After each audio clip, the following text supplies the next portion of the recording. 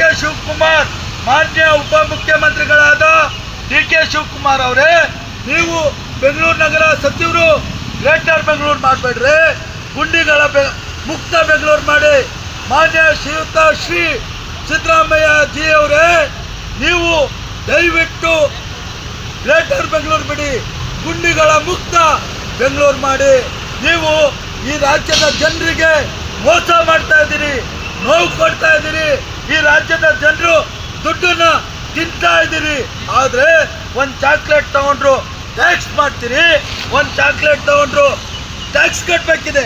ಇವತ್ತೊಂದು ಬೆಂಕಿ ಪಟ್ಟಣ ತಗೊಂಡ್ರು ಟ್ಯಾಕ್ಸ್ ಕಟ್ಟಬೇಕಿದೆ, ಇವತ್ತೊಂದು ಹಾಲು ತಗೊಂಡ್ರು ಟ್ಯಾಕ್ಸ್ ಕಟ್ಟಬೇಕಿದೆ. ಆದರೆ ನೀವು ಆ ಟ್ಯಾಕ್ಸ್ ದುಡ್ಡನ್ನು ಏನು ಮಾಡ್ತಾ ಇದ್ದೀರಿ?